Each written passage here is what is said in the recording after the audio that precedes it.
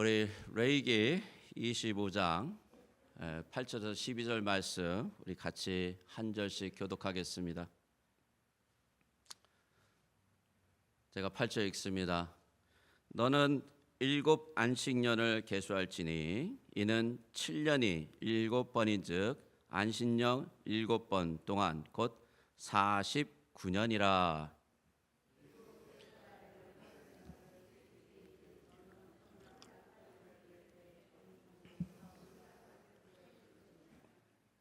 너희는 50년째 해를 거룩하게 하여 그 땅에 있는 모든 주민을 위하여 자유를 공포하라. 이 해는 너희에게 희년이니 너희는 각각 자기의 소유주로 돌아가며 각각 자기의 가족에게로 돌아갈지며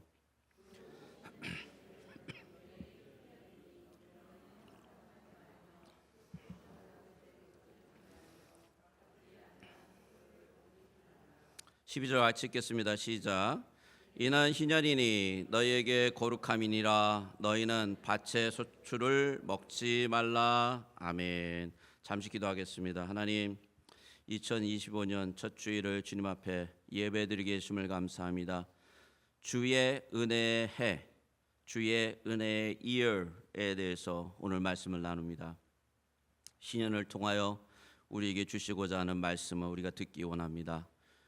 우리 벨리 중앙장로교회가 50주년을 맞아 주님 이 말씀을 나누오니 주의 성령이 우리 마음속에 오시고 함께 하셔서 말씀이 들리게 해주시고 은혜가 되게 해주시며 또한 위로가 되게 해주시고 힘이 되게 하여 주시옵소서. 예수님의 이름으로 기도 올립니다. 아멘.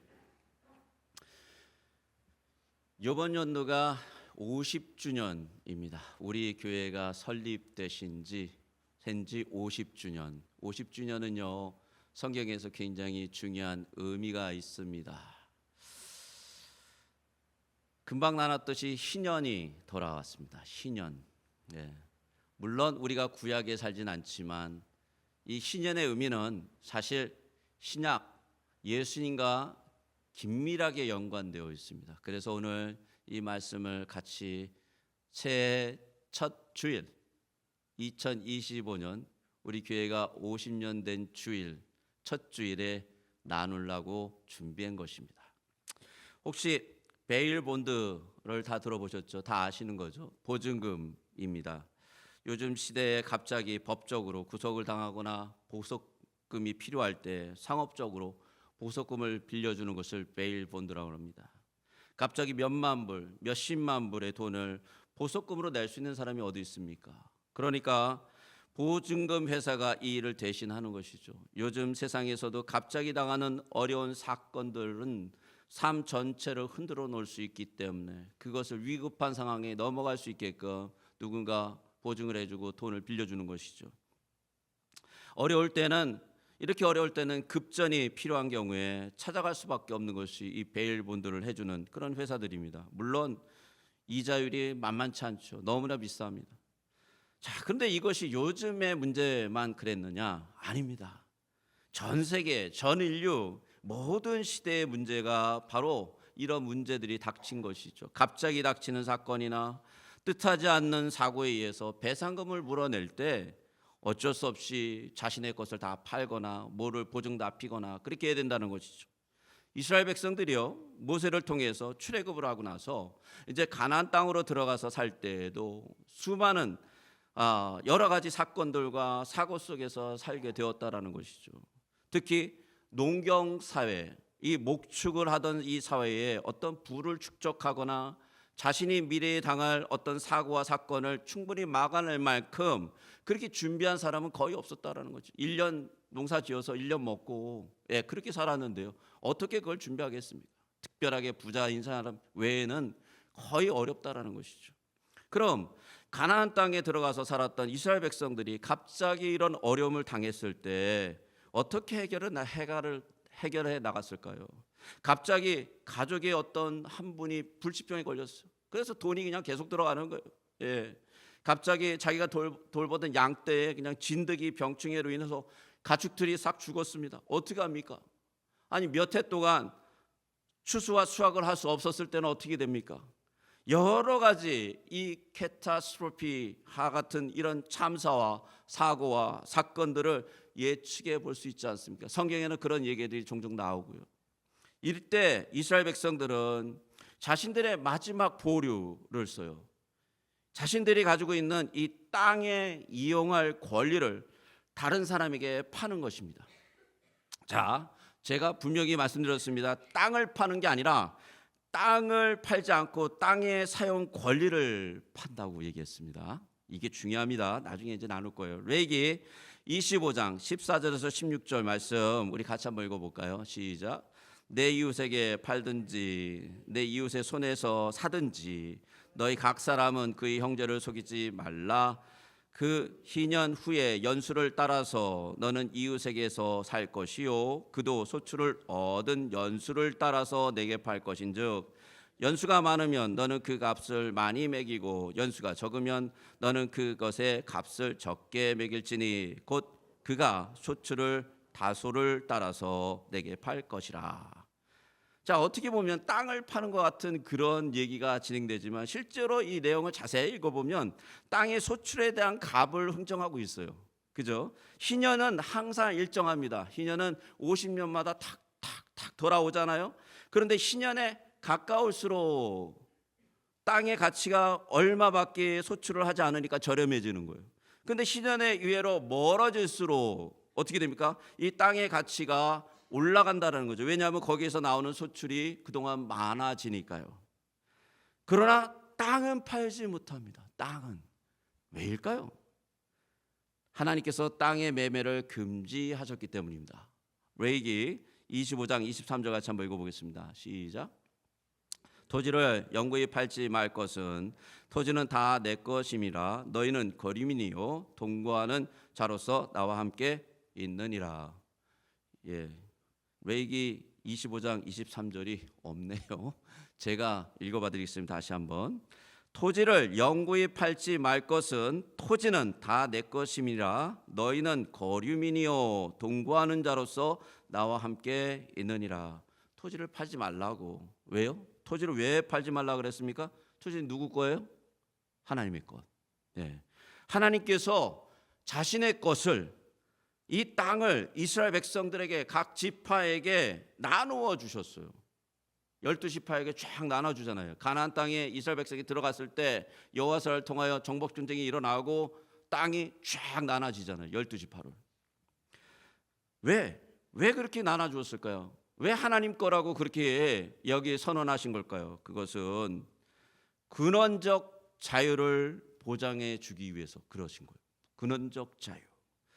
재산은요, 가장 근원적으로 사람을 얽매는 끈이 됩니다. 우리 모두는 물질을 기본으로 살아갑니다. 물질 없이 살 수 있는 사람 있습니까? 없습니다. 그런데 만약 이 물질을 공급하는 그 소스, 아주 근원적인 것이 사라진다면, 땅이 사라진다면 그 사람은 환경에 따라서 상황에 따라서 어쩌면 영구적으로 어떤 환경과 상황 속에 누군가에게 복종하며 그의 말을 따를 수밖에 없게 된다는 것이죠. 속박당한다는 거예요. 속박. 자기가 원하든 원치 않던 어떤 상황에 들어가서 종과 노예의 모습을 갖추게 된다는 것입니다. 그게 살아간다는 거예요. 자, 인생은요, 우리가 추측할 수도 없고 마음대로 바꿀 수 없습니다. 그죠? 어떤 사람이 어려움을 당했어요. 그래서 땅을 팔았어요. 위급한 상황이 벗어났습니다. 이제 그런데 그 사람이 할 수 있는 건 뭘까요? 그러면 다른 사람의 밭에 가서 품꾼으로 노동을 팔아서 살아야 되는 거예요. 자기 땅이 없으니까요. 그렇잖아요. 근데 살아가야 되잖아요. 근데 안타깝게도 어떤 일이 일어났느냐? 이스라엘 백성들이요, 가나안 땅에 가서 하나님을 잘 섬기면 되는데 그렇지 않고요, 죄를 지었어요. 그래가지고 하나님이 어떻게 하십니까? 가나안 땅에 흉년을 막 주시고, 아니면은 어떻게 합니까? 이방 민족이 와서 곡물들을 다 훔쳐가게 하고 약탈하게 하고 먹고 살 일이 막막해지는 것입니다. 막막해지는 거예요. 누구나 다 어려운 거죠. 그런 상황에서는. 예. 근데 자신에게 딸린 아이들과 아내는 어떻게 합니까? 먹여 살려야 되잖아요. 흉년으로 인해서 누군가 모두 다 어려운데 누가 누구를 도와줄 수 있는 그런 상황에 이 사람은 어떻게 해야 될까요? 이런 경우에 그 사람이 할 수 있는 최후의 방법은요, 자기 자신을 종으로 파는 겁니다. 흉년이 지나가길 바라며 자신을 희생해서 가족을 부양하는 것이죠.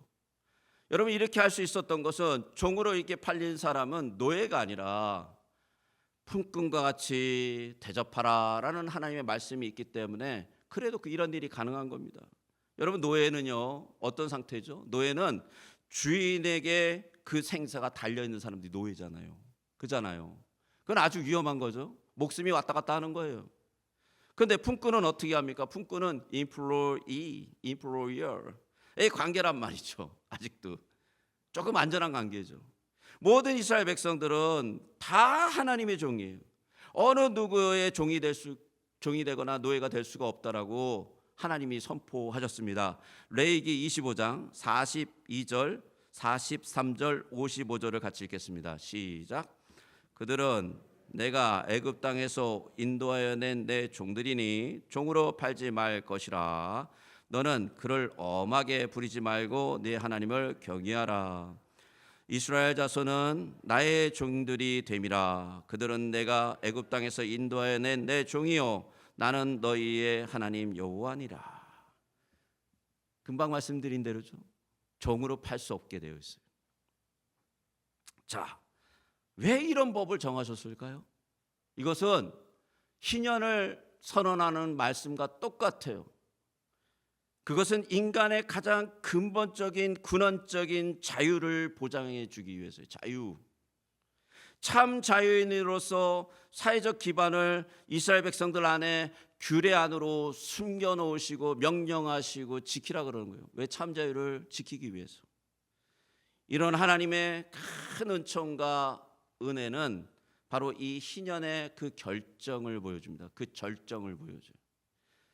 희년에는 어떤 일이 일어나는가? 희년에는요 세 가지 회복이 일어납니다. 근데 희년을 우리가 좀 다루기 전에 이스라엘 백성들은요 희년을 자기 평생에 몇 번 맞았을 것 같아요? 몇 번 맞았을까요? 50년에 한 번씩 왔어요. 많이 맞은 사람이 2번. 그죠? 적게 맞은 사람은 1번. 100년 살잖아요. 그러니까 많이 맞아봤자 2번. 3번 맞은 사람은 거의 없었을 것 같아요. 2번에서 1번이에요. 그죠? 예. 그렇게 돌아오는 거예요. 자, 그런데 이 시년에는 3가지 회복이 일어납니다. 첫째는 돌아갔어요. 돌아갔어. 뭐가 돌아갔냐면 레위기 25장 13절 같이 한번 읽어보겠습니다. 시작. 이 희년에는 너희가 각기 기업으로 돌아갈지니. 여기서 기업은요 아까 말씀대로 여호수아가 이스라엘 백성들에게 12지파에게 나눠준 그 땅이에요. 그 땅은 대대로 팔 수 없는 땅, 기업이라고 제가 말씀드렸습니다. 하나님이 주신 땅이기 때문이죠. 그런데 이스라엘 백성들이 먹고 살기가 어려워지자 아까 말씀드린 대로 어떻게 하죠? 땅의 권리를, 이용 권리를 파는 거예요. 그렇지만 이 기업이 50년째 희년이 딱 되면 그 기업이 그 사람에게 다시 딱 돌아가 버리는 겁니다. 잃어버렸던 자기의 땅의 권리를 다시 찾는 거예요. 이것을 하나님께서 너희의 기업으로 돌아가라. Return to your inheritance라고 명령하셨던 거죠. 자, 2번째, 풀어놓게 됩니다. 풀어놓게 돼요. 자유가 회복돼요. 아까 나누었듯이 이스라엘 백성들이 땅을 팔았어요. 근데 어려워졌어요. 그래서 어떻게 합니까? 또 자신을 팔았어요. 종으로. 그래서 6년 동안 일을 하고요. 7년이 되면 놀랍게도 자유자가 되는 거예요. 자유자. 7년에 한 번씩 종에서 자유자로 딱 풀려납니다. 근데 이것은 큰 희년 사이에 작은 희년이에요. 너무 감사하죠. 작은 희년이 6년이라도 도중에 대희년을 만나면 이 대희년에 의해서 그 무조건 이 자유자가 되어버려요. 그러니까 6년 사이에 희년이 딱 끼면 이 6년을 다 기다리는 게 아니라 희년이 딱 선포되면 이 사람이 그냥 자유자로 딱 풀려난다는 거죠. 레위기 25장 29절 41절을 한번 같이 읽겠습니다. 시작. 내 동족이 반환하게 되어 내게 몸이 팔리거든 너는 그를 종으로 부리지 말고 쿵꾼이나 우고하는 자같이 너와 함께 있게 하여 희년까지 너를 섬기게 하라. 그때는 그와 그 자녀가 함께 내게서 떠나 그 본족으로 돌아가서 조상의 기업을 회복하리라. 희년까지만 섬기라. 희년 안식년이 되기 전에도 7년의 안식년이 되기 전에도 신년이 오면 자유를 선포하고 자유자가 되게 하려는 거예요. 그래서 신년은요 여호와의 은혜해, 여호와의 은혜 year, 이 햇빛이 아니라요 year, 그런 예라고 말하죠. 왜 이렇게 여호와의 은혜의 해일까요? 우리 한번 생각해 봅시다. 자, 땅을 판 자가요, 아까 나누었듯이 종이 되었어요. 7년을 다 해서 종이 풀려났습니다. 그러니까 본인의 신년이 돌아오기 아주 멀어요. 땅이 없잖아요, 이 사람. 그럼 어떡합니까? 또 다른 사람한테 가서 빌붙어 가지고 일하면서 사는 거예요. 그래서 살다가 또 집에 어려운 일이 생겼어요. 그럼 어떡합니까? 자신이 또 팔려야 되는 거예요. 또 팔려야 되는 거예요. 이 악순환이 어떻게 됩니까? 50년이 오기 전까지, 그의 기업이 회복되기 전까지 계속 반복된다라는 거죠. 계속 이 일이요. 여러분, 가난은 가난을 만든다는 이 얘기를 들어보셨습니까? 돈이 돈을 만든다는 얘기를 들어보셨습니까? 맞는 얘기예요. 가난은 가난을 자꾸 만들어냅니다. 어려움이 닥치면 어려움이 굉장히 어렵죠. 그 사람의 기업이 온전히 회복되기까지 그에게는 찬스, 기회가 주어지지 않아요. 그래서 이 룻기에 보면요, 기업 물을 자가 굉장히 중요하게 부각됩니다. 기업을 물어야 돼요, 누군가. 그래서 그 기업을 회복시켜야 됩니다. 굉장히 중요한 거죠. 이 룻기에 보는 기업 무는 자는 보아스예요. 근데 보아스는 누구죠? 예수 그리스도의 어떤 모습이죠? 예, 상징적인 모습입니다. 자, 이사야서의 선지자가 우리 모두의 진정한 기업을 물을 자가 있을 것이다, 그런 일이 있다라고 선언했습니다. 바로 예수 그리스도께서 오시면 이와 같이 죄악에 묶여서 악순환을 살아가며, 예, 어느 순간인가 풀려난 것 같은데 또 죄를 짓고 거기에 묶여가지고 종노릇하고 이렇게 사는 사람들에게 이런 악순환 속에서 완전히 벗어나는 하나님의 은혜의 해가 임할 것이다 라고 이사야가 선언합니다. 이사야서 61장 2절 같이 한번 읽어보겠습니다. 시작. 여호와의 은혜의 해와 우리 하나님의 신원의 날이 전파하여 모든 슬플 자를 위로하되, 여기에 이어서 이렇게 나오죠. 포로된 자에게 자유를, 갇힌 자에게 노임을 전파하는 해라고 명하셨어요. 이 말씀은요, 예수님께서 이 땅에서 복음을 전하며 회당에서 복음을 전할 때 처음 그 복음을 전한 그 회당에서 읽으신 말씀이에요. 이게 너무 신비롭지 않습니까? 예수님의 첫 복음이 바로 여호와의 은혜의 해와 동일하다고 증거를 하고 있어요. 성경이 너무 신기하잖아요. 예수 그리스도의 그 첫 복음이 바로 여호와의 은혜의 해의 선언과 동일하다는 거예요. 셋째, 기쁨이 있습니다. 큰 기쁨. 희년은요, 기쁨을 되찾는 해예요. 기쁨을. 당연하죠. 자유를 찾아서 기쁘고요. 이 감정적으로 기쁨이 그냥 넘쳐나는 거죠. 잃었던 땅, 자기의 기업이 없어서 맨날 쫓기고 맨날 어려움 당하고 맨날 남의 종살이 살고 그렇게 살았던데 자기의 기업이 되찾아 와서 이제는 자기 땅을 가지고 읽어서 마음껏 살아갈 수 있으니 얼마나 기쁩니까? 희년은요 히브리어로 요벨이라고 합니다. 근데 이 단어 희년을 뜻하는 주블리, 이 주블리가 여기서 나와요. 근데 이 주블리라는 이 단어는 주블리에이션이라는 것에서 파생됐는데 이 뜻은 환희, 큰 기쁨을 의미합니다. 환희, 얼마나 기쁜지요, 마음속에 들뜸을 얘기해요. 근데 이 요벨은 사실 양각 나팔이라는 뜻이 있어요. 양각 나팔. 희년이 되면 나팔을 불어요. 근데 희년이 부는 이 나팔은 양의 뿔을 잘라서 만든 양각 나팔이에요. 그냥 뭐 어떤 금속을 쳐서 만든 것도 아니고요, 어떤 다른 뿔도 아니에요. 양의 뿔로만 만든 거예요. 자, 신년이 오면 전국 노소에서 남녀노소가 할 것 없이 이 양각 나팔을 다 불었어요. 어떻게 불었는지 몰라요. 어떤 소리가 나는지 몰라요. 뭐 뿌 소리가 났을까요? 아니면 우 소리가 났을까요? I don't know. 모르겠어요. 근데 이 소리가 나면은 사람들은 다 기뻐합니다. 감격합니다. 왜냐하면 기업을 찾아 회복되고 종에서 자유자가 되는 기쁨을 다 함께 누리기 때문에.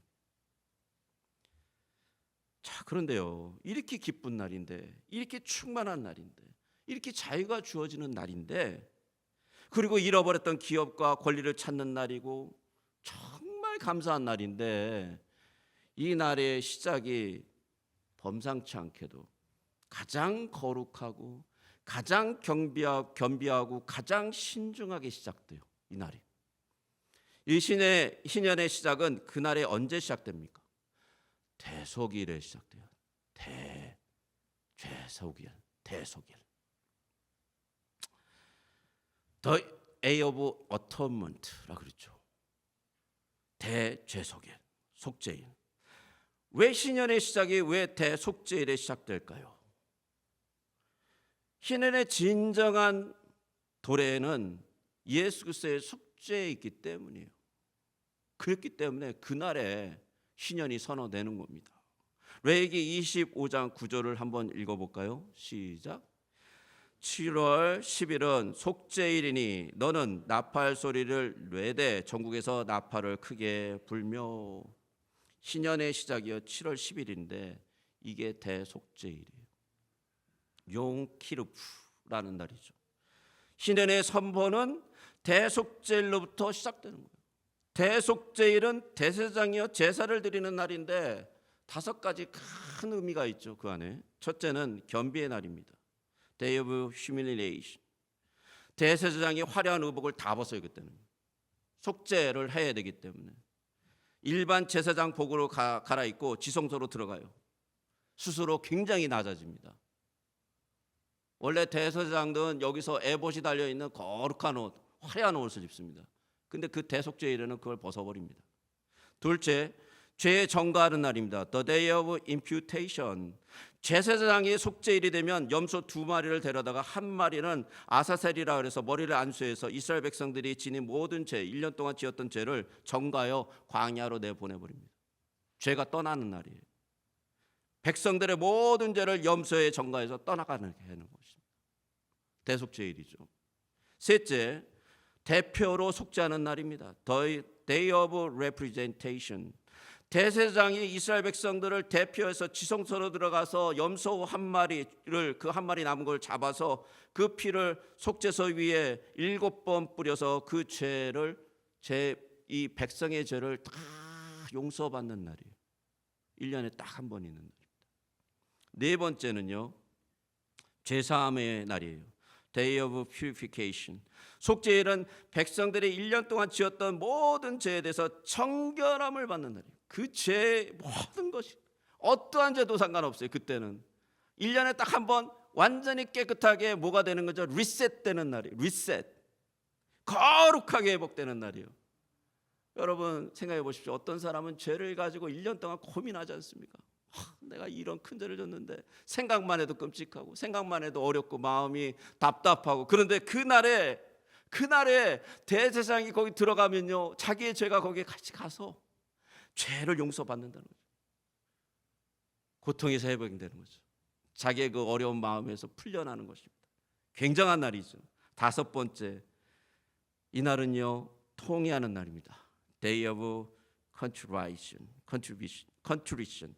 속죄일은 백성들이 스스로 괴롭게 하고 정말 회개하는 날이에요. 참으로 회개하는 날이에요. 자신의 죄에서 하나님의 은혜가 아니면 용서받을 수 없다라고 고백하는 날이에요. 여러분, 이 대속죄일을 어떻게 생각하십니까? 얼마나 기가 막힌 연관성입니까? 이게 이스라엘의 모든 죄가 사해지는 이 대속죄일의 시작이 바로 이스라엘 모든 사람이 참 자유자가 되는 날이에요. 신년의 첫날이에요. 그날이. 이게 그냥 만들어진 날일까요? 예수 그리스도께서 하나님의 아들이심에도 불구하고 하늘의 영광을 다 버리시고 한 인간 아기로 태어나 겸비하고 겸손하게 백성들의 죄를 다 짓고 그 백성들을 대신해서 대제사장으로 자기의 몸을 십자가에 내어놓아 죄의 용서를 받게 하셨던 것, 이게 대속죄 아닙니까? 대속죄일 아닙니까? 예수님이 하신 거잖아요. 대제사장을 자신을 대제사장 속죄일에 자신을 드린 거예요. 그리스도는 하나님 앞에서 자신의 희생으로 속죄 제사를 드렸다라고 히브리서 7장 26절에서 27절에 나옵니다. 우리 같이 한번 읽어볼까요? 시작. 이러한 대제사장은 우리에게 합당하니 거룩하고 악이 없고 더러움이 없고 죄인에게서 떠나 계시고 하늘보다 높이 되신 이라. 그는 저 대제사장들이 먼저 자기 죄를 위하여 다음에 백성들의 죄를 위하여 날마다 제사 드리는 것 같이 할 필요가 없으니 이는 그가 단번에 자기를 드려 이루셨습니다. 죄도 없고요, 흠도 없는 분이에요. 근데 그분이 한 번에 단번에 드림으로써 우리의 영원한 죄 완전히 해결받았다는 것이죠. 얼마나 감사한 일인지 모릅니다. 그리스도를 믿으면 그때 신령이 여러분의 인생 속에 임할 줄 믿습니다. 그때서부터 여러분의 인생은 새로워지는 겁니다. 그때서부터 여러분의 인생은 천국을 바라볼 수 있는 것이에요. 이 땅을 바라보지 않고 하나님의 나라를 꿈꾸며 살 수 있는 것이에요. 영원한 생명이 여러분을 주장하는 것입니다. 여러분이 죄가 다 용서되었기 때문에, 여러분의 그 더러운 것들이 다 씻었기 때문에, 여러분이 무릎만 꿇고 회개하면 여러분의 은혜가 부어지기 때문이에요. 그러므로 예수 그리스도를 믿는 모든 사람은 모든 죄와 사망의 올무에서 자유자가 됩니다. 하나님의 아들인 그리스도가 자신을 희생함으로 신년을 선포하셨어요. 그리스도의 십자가의 희생으로 요벨 신년이 선언되었습니다. 여러분, 그럼 그리스도의 부활은 무엇일까요? 제가 묵상해 보니까 이거는요, 양각 나팔이에요. 양각 나팔. 나팔이 북 하고 퍼지면 어떻게 되죠? 모든 사람이 어떻게 되죠? 자유로워져. 그리스도의 부활은 우리의 모든 죄를 씻으시고 해결하시고 영원한 부활로서 우리에게 이제는 너희가 죄인이 아니라는 확증을 주신 것이 그리스도의 부활이잖아요. 그렇지 않습니까? 그리스도의 부활로 인해서 우리는 확증을 얻잖아요. 누가복음 4장 18절 19절 같이 한번 읽어볼까요? 같이 읽겠습니다. 시작. 주의 성령이 내게 임하셨으니 이는 가난한 자에게 복음을 전하게 하시려고 내게 기름을 부으시고 나를 보내사 포로된 자에게 자유를, 눈먼 자에게 다시 보게 함을 전파하며 눌린 자를 자유롭게 하고 주의 은혜의 해를 전파하게 하려 하심이라 하였더라. 이 말씀은요, 아까 말씀드렸듯이 예수님의 첫 사역 때 이사야서 61장 1절에서 2절을 인용해서 선포하셨던 말씀이에요. 어떤 선포입니까? 바로 신년에 대한 선포죠. 주의 은혜의 해, 요벨, 양각 나팔이 불리듯이 선언하였다라는 거예요. 여러분, 돈의 노예가 되어 있고요, 환경과 상황에 묶여 있고요, 자신의 관념과 사상에 묶여 있는 자들에게 자유를 하나님께서 선언하셨다는 거예요. 예수 그리스도께서 어떻게요? 복음을 전하면서. 특히 사단의 노예로 되어서 평생에 죽음을 두려워하는 자들, 여기 죽음 안 두려워하는 분들이 있습니까? 죽음 두렵습니다. 그런데 놀랍게도 예수님을 믿으면 이 죽음의 두려움이 어떻게 된다고요? 사라지는 거예요. 왜요? 주님께서 죽음을 이기셨잖아요. 죽음을 이기셨잖아요. 그거를 선언한 것이 뭡니까? 부활의 선언이잖아요. 레위기 25장 12절을 한번 읽어봅시다. 같이 읽겠습니다. 시작. 이는 희년이니 너에게 거룩함이라. 여기도 안 넣네요. 죄송합니다. 사람의 선언은요, 위력이 있을 때도 있고 없을 때도 있어요. 왜냐하면 사람이니까. 근데 지금 이 선언은 바로 전능하신 하나님의 아들이자 하나님이신 예수 그리스도의 선언이셨고, 이 구약 시대의 신년의 양각 나팔이 불면, 모든 소리가 울리면 모든 사람들이, 종과 기업이 다시 자동적으로 회복되었습니다. 이와 같이 그리스도의 선언으로 인해서, 이 신년의 시작으로 인해서 놀랍게도 이 선언을 믿으면 이 선언에 의해서 우리가 진정한 자유자가 되고 진정한 기쁨이 회복된다는 것이죠.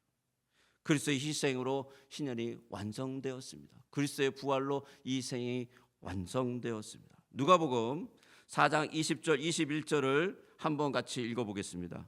시작. 책을 덮어 그 맡은 자에게 주시고 앉으시니 회당에 있는 자들이 다 주목하여 보더라. 이에 예수께서 그들에게 말씀하시되 이 글이 오늘 너희 귀에 응하였느니라. 응하였느니라가 무슨 뜻이죠? 임했다라는 거예요. 이거 너희 것이다 라는 것입니다. 예수님이 첫 설교에 이 글에 오늘 너희 귀에 응하였다, 임했다 라는 것이죠. 자신이 오신 목적이 신년을 선포하기 위해서이고요. 그리고 그 말씀대로 예수님께서는 십자가에 달려서 죽으셨고 또 부활하셔서 그 신년을 온전하게 이루셨습니다. 근데 그것이 어떻게 됐다고요? 임했다, 응했다라는 거죠. 이 말씀은 그 당시에 예수님의 말씀을 듣고 있는 자들에게만 임한 것이 아니에요. 지금 예수님께서는 살아계셔서 지금 이 시간에 이 말씀을 듣는 모든 자에게 나의 음성을 듣느냐? 네가 나의 음성을 들을 수 있느냐? 들으면 신년이 일어난다는 거예요. 왜냐하면 응하니까, 임재하시니까. 누구든지 자신의 죄를 통회하고, 신년은 뭐죠? Day of Purification, 회개하고 예수 그리스도의 속죄를 믿으면 죄로부터 자유로, 마귀로부터 자유로, 잃어버린 천국의 땅을 되찾는 신년의 기쁨을 누리게 될 줄 믿습니다. 그래서 우리가 살고 있는 이 시간이 어떻게 되죠? 하나님의 나라가 되는 거예요. 바로 그것이 신년이에요. 우리는 복음의 나팔을 불 수 있는 자유자가 되었습니다. 우리는 복음이 참으로 우리 안에 권능으로 임했다라는 것을 선언할 수 있는 자가 되었습니다. 어떤 사람은요 이렇게 얘기해요. 신년 제도를 문자 그대로 실수해야 된다. 그래서 이스라엘 백성들도 가나안 땅에 들어갔을 때 참 지키지 못한 그 신년을 우리가 어떻게 지킬 것인가 막 고민하는 사람들이 있어요. 또 어떤 사람은 신년을 지키고 토지공 개념을 해서 토지를 각 가정에게 나눠주고 빚도 탕감하고, 우리 교회가 하나니까 우리 모두 다 풀로 다 자산 다 내려가지고 우리 다 똑같이 나눠야겠다, 뭐 이런 얘기를 하고 있어요. 황당한 이야기죠. 그렇게 되면 어떻게 됩니까? 나라가 망합니다. 콜롬비아가 그렇게 하다 망했잖아요. 이런 주장은요 공산주의자나 하는 거예요. 신년의 진정한 의미를 몰라서 그런 얘기를 하는 거죠. 참 신년은요 이런 겁니다. 누구든지 영적으로 회개하고 예수를 믿으면 하늘의 참 기쁨을 누리고 그의 영혼이 영원한 자유자로서 하나님 앞에서 참 예배자가 될 수 있다는 거예요. 예수 그리스도의 복음을 받고 자신의 삶에 이 신년이 선포되고 자유자가 되어 하늘의 기업을 받아 누릴 수 있다는 것입니다. 돈의 노예, 관계의 노예, 세상의 노예가 아니라 하나님의 참 종이 될 수 있다는 것입니다. 사랑하는 벨리 중앙장로교회 성도 여러분, 여러분 신년의 자유를 누리십니까? 천국의 영원한 안식을 여러분 마음속에 누리고 계십니까? 2025년 한 해에 우리 가정에, 우리 교회에, 우리 주변에, 우리 이웃에 여러분의 마음속에, 여러분의 삶 속에 신년을 선포하십시오. 누구의 이름으로요? 예수 그리스도의 이름으로 양각 나팔을 부십시오. 어떻게 해요? 복음을 전해서 신년의 나팔을 불고 신년의 자유와 기쁨을 마음껏 누리시길 주님의 이름으로 축복합니다. 우리 같이 기도하겠습니다. 하나님 감사합니다. 2025년 우리 이 신년을 맞아요. 우리 교회의 신년을 맞아요. 주님 또한 우리 인생의 신년을 맞아요. 주님의 나라, 주님의 그 선포를 우리 삶 속에, 우리 교회 속에, 우리 가정 속에 아버지 선언하기 원합니다. 복음의 양각 나팔을 불게 하여 주시옵소서. 그래서 죽었던 자들, 무너졌던 기업들이 다 회복되도록 축복하여 주시옵소서. 예수 그리스도의 이름으로 기도 올립니다. 아멘.